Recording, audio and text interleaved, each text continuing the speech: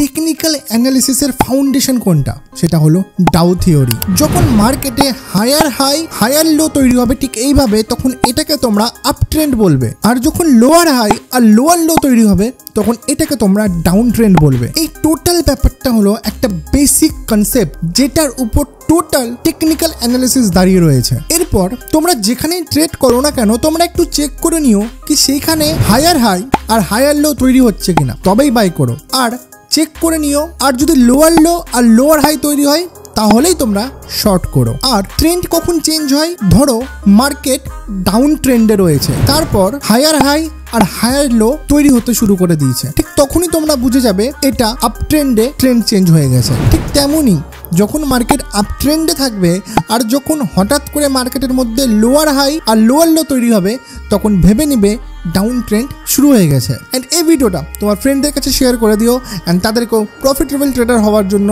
Help করো।